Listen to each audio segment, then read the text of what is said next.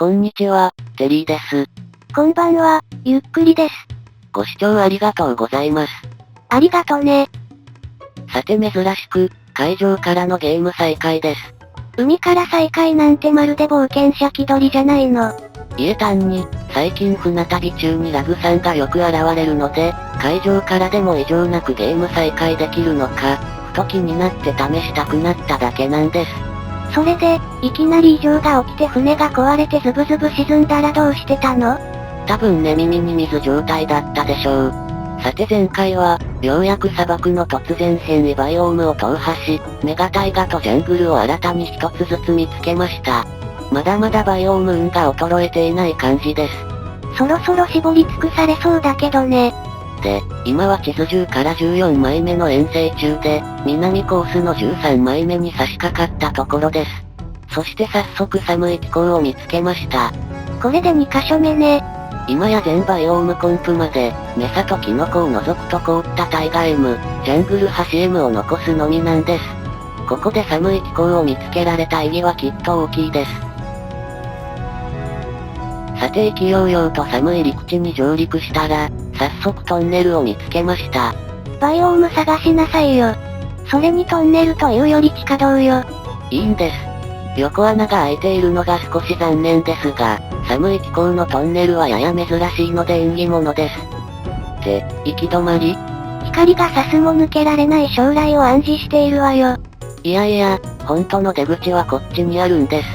つまり横道にそれるしかない。しかもやっぱり抜けられないのね。なんだろ。何か私は最初から間違っていたのでしょうか。さて少し進むと凍った大河がありました。そしておっかない峡谷が。ちなみにいちいち覗き込むのは、怖いもの見たさが半分、残り半分は落下防止のためなんです。時々恐怖感を植え付けないと、忘れて足取り軽くなるものね。さらに2分進んだところです。この凍った体がそこそこ広いようですが、木が見えるだけの景色で突然変異が期待できなさそうです。寒い気候で突然変異を探すにはやはり、まず樹氷氷原を見つけその周辺を探索するのが堅実です。樹氷なら遠くから見えるものね。さらに3分進んで、寒い気候の広がりはギリギリ地図内を維持しています。直線探索から網羅的な探索に切り替えているのね。このワールドはバイオームが出やすいようで、この寒い気候で凍ったタイガ M が見つかる気がするんです。そして5分後、来たついに凍ったタイガから樹氷氷原が見えてきました。一応チャンスは来たわね。そして樹氷に再接近。デバッグ画面は M がついてないわね。いやまだわかりません。凍ったタイガ M は昔こういうパターンでも見つけてます。そして、海岸スレスレの狭い場所でやっぱりありました。これで寒い気候のバイオームは全部制覇です。それにしても、わずか地図14枚の時点で残ったバイオームはもうこれだけ。やはりこのワールドはすごいです。そろそろ行っても成果なしの長旅が始まるのね。さて、一応引き返して南コースは辿ってみたものの、案の定無駄足で。地図13枚目を西に抜けて、14枚目に入ります。なお14枚目の南西の隅にはジャングルの一部があり、さらなるバイオーム快進撃を期待せざるを得ません。これで本当に見つかったらすごいのだけど。で、14枚目の南コースの端に着きました。ここまでジャングルは見かけなかったので、この地図にはあまりジャングルは広がっていないようです。さてジャングルを求めて南に下ったところ、なんとひまわり平原の先にすぐジャングルが。さすがに緊張します。ここでジャングルハシ M を見つけたら、過去のプレイをひっくるめても初よね。嘘。やっぱりダメだったわね。いやでも、流れからするにここで生成されているはずなんです。ジャングル端を辿ってみます。でもここで生成されてなかったら、今後地図何十枚かズルズルいくパターンなのよね。さて、ジャングル端を歩いていたら、村を見つけました。ジャングルの近隣の村ですし、突然変異の目撃情報が集まるかもしれません。教えてくれたら逆に怖いわよ。まあ情報が集まらずほっとしましたが、なんだかジャングルが背景の村人は新鮮です。うお、あんなところにクリーパーが。これは見事な保護色ね。さてジャングルは、昼間でもモブの出現率がやや高いです。まあでも本当に怖いのは、急に現れてとっさに逃げてとっさに落下することくらいなわけで。さらにラグさんがタイミング見計らって現れなければそう焦ることもないでしょう。現れてるじゃないの。ジャングルなのでラグさん出現率もやや高いです。で、結局この地図内のジャングルでは突然変異はありませんでした。この地図の西まで探索しに行く？今はまだいいです。おそらくメサの突然変異の方が難関なので、メサ探しを優先します。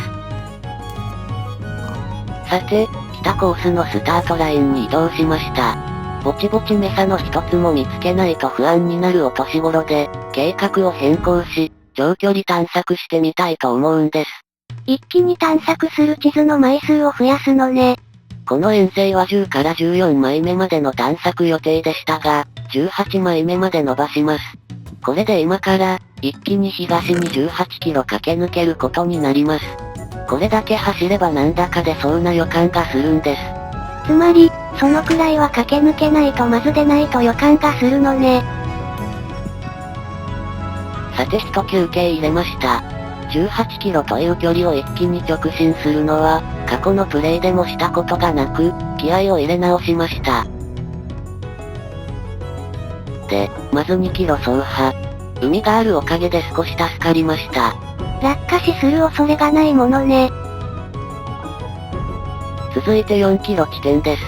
この地図は先ほど凍ったタイガー M を見つけています。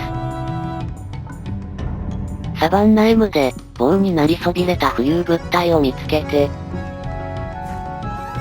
6キロ地点です。まあもともと、やすやすとメサが見つかるとは思っていません。そして、ダブルトンネルを見つけました。つまり豚の鼻トンネルね。その故障は豚とトンが被って不適切です。ちなみに2つのほぼ同等の幅のトンネルが生成されるのは珍しく、これはなかなか満足感が得られました。さてジャングル橋一周の旅地点を通過して、これで8キロです。ここから先はまだ南コースを走破していないエリアで、これまで以上に期待できます。砂漠があるとほんのりとメサの期待が膨らみますが、まあ誤差です。砂漠の神殿はスルーするのね。ジャングルの神殿ほどに珍しくないですから、余裕でスルーです。そして、10キロ地点です。もう半分過ぎたわよ。大丈夫、まだまだ体力は残っています。そういう意味ではないのだけど。さてそれから私好みの、ごっつりしたトンネルを見つけました。ただここで唐突にラグさんが、経験的には立地的にも時間的にも、出現頻度が低そうな条件なのに、危険くぐるなという警告かしらね。迷いましたが忠告に従います。というか、ラグさんが現れるから危険が増すんです。で、12キロ地点まで来ました。さらに14キロ地点です。残された体力は少なく、どう配分するかがポイントです。しかしここで広い海洋を引き当て、体力温存できました。それは良かったわね。いよいよ最後の2キロ、ラストスパートです。ゴール手前では、サバンナの突然変異が応援に駆けつけてくれました。そしてスタートから1時間半、18キロの旅は間もなくゴールを迎えます。もうそっとしておいてあげるわよ。辛かったこの旅は様々なことがありましたが、大いなる自信にもつながりました。実は陰ながら、一度も落下せず最後まで駆け抜ける目標を定めていたんです。どうやら達成できそうです。そして、ゴールです。やっぱり口出していい？却下します。さて、南コースに移動したらひどいことになっていたところで今回はここまでです。カックカクじゃないの。バージョン 1.8 台をプレイし始めてから、ここまでひどくなったのは初めてかと思うのですが。何かの呪いがかかっているわね。まあともかく、どうやらバイオーム快進撃はここまでのようで、現実を受け止めざるを得ません。だいぶ地上を走り回ってスッキリしたし、次回は遠征の残りを終えたら地下に戻ろうと思います。一応息抜きになったのね。それではまたね。バイバイ。